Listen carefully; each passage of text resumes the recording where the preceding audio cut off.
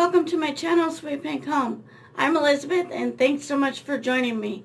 If you're new to my channel, on Tuesdays I do things about like inspiration to have a better life and decluttering your house and cleaning your house and just things to get you motivated. And then on Thursdays I do videos about fashion to inspire you to just dress your best and just help you feel better when it comes to dressing. So I hope you'll join me on Thursday. I'm going to do what I call steal her style. And what that means is I'm going to pick somebody and try to dress like them. And if you haven't checked it out already, I already did one by Joanna Gaines, and I will link that one down below so you can see it. But once again, like I said, thanks so much for joining me. And if you haven't already, give my videos thumbs up and subscribe. So anyway, guys, today I wanted to talk about the 10 things that I do to keep a clean house. Now, I know that my house isn't always perfect, but I have a large family, and it consists of a 3-year-old, 8-year-old, and 3 teenagers, along with the husband that works often. So a lot of times I'm a stay-at-home kind of single mom, if you would, because my husband's at work working long hours. And so I wanted to share with you today, in the beginning of 2019, on how I tend to keep my house pretty clean. It's not perfect by any means, but at least I try. And my number one first tip has nothing to do with the clean house, has everything to do with you. Make sure you take care of yourself first, because I've noticed that if I don't take care of myself first, then it's like a car without gasoline. You need to take care of yourself first, number one. Number two is, I actually learned this at McDonald's and when I worked there, and they'd say, if you have time to lean, you have time to clean. And so what I do is when I cook, I clean as I cook. So like if I'm waiting for a pot of water to boil and I have some dirty dishes in the sink, I'll just stick them in the dishwasher or wipe down the counter while I'm waiting. Or like a lot of times when the burners are cooling off, if you just take a rag and wipe off the burners, if you have a flat surface like mine is, because I have a glass top, it tends to get that gunk off a lot easier.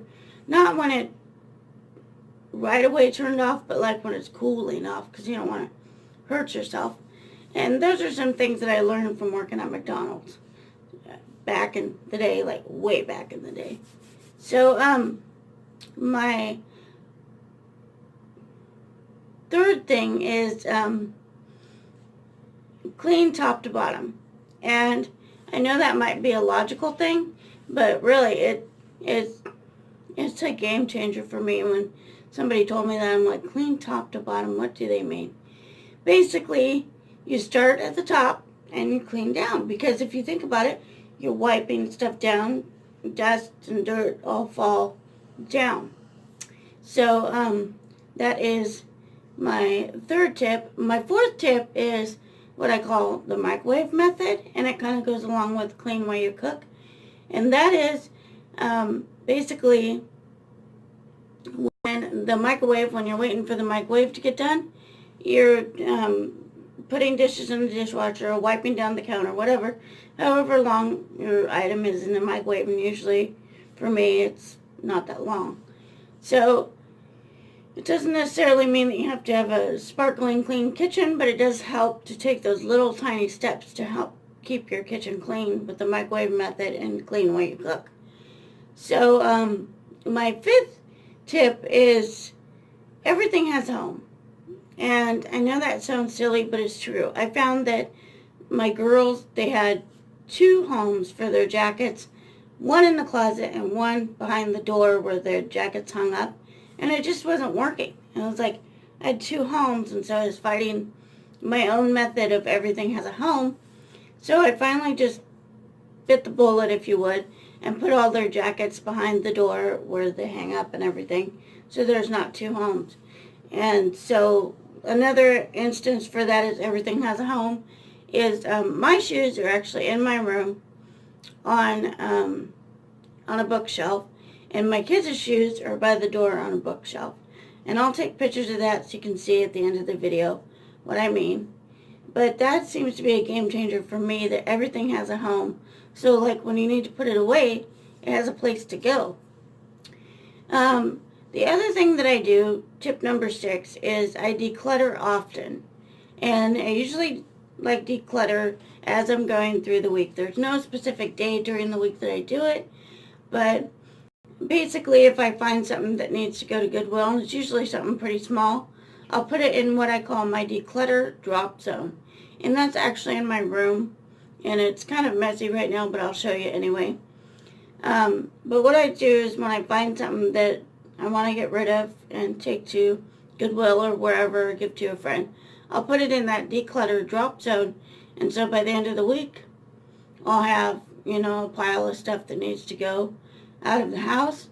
And so usually I'll do it about every 2 weeks. I'll take stuff to Goodwill or take them over to my friend's house or wherever they need to go. But that declutter drop zone is really important, which leads me to number 7, is have a drop zone for your basic day-to-day life. I know for me that was definitely a game changer. I was like, what the heck is a drop zone when I saw that? And a drop zone basically is a place where everything ends up. You walk through the door, you drop it, literally. It just goes there. And so everything doesn't stay there. I'll explain that as to where it goes.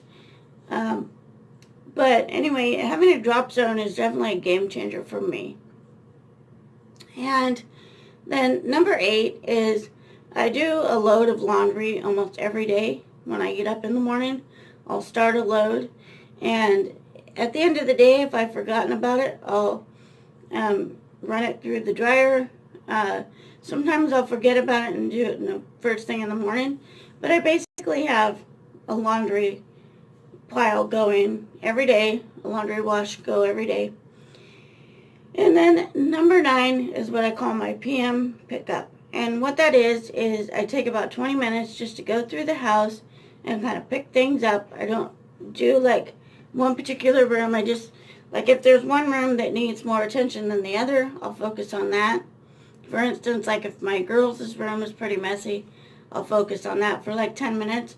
And then usually I'll run to the kitchen and at least start a load of dishes. Even if the dishwasher isn't completely full, it's definitely a game changer, because when you wake up in the morning and your dishes are done, it makes it a lot easier. And then my 10th and final tip is what I call the basket method. And I use this basket right here. I used to put my kids' toys in it, but that's not that bad anymore. I found something else to put their toys in, and I'm going to do a video about that too as well, if you guys want to check that out. I'll show you the system that I use for their toys. But the basket method, what I call it, is when I'm doing what I call my PM pickup, I'll take this basket around with me, and anything that doesn't belong in a specific room, like if I'm picking up the girls' room or my room, and I find something that belongs in their room, or vice versa, or in the living room, I'll just throw it in this basket. And then, like, even if I don't get to it that night, I still have this basket that I stick by the drop zone. And that's the other thing, is I go by the drop zone. And if there's things that need to go into another room, is I'll stick these in here too. And so I'll take about 10 minutes in the morning to just kind of like declutter this basket, so my drop zone doesn't stay so crazy. So, guys, I hope this video encourages somebody out there that's kind of struggling with a clean house. I know my house is not perfect by any means, but I try really hard to keep it clean, because I have a lot of kids, and it kind of gets crazy, and my husband is always gone at work. So, anyway, guys, like I said, I hope you're encouraged, and be blessed, and have a wonderful Tuesday. Bye.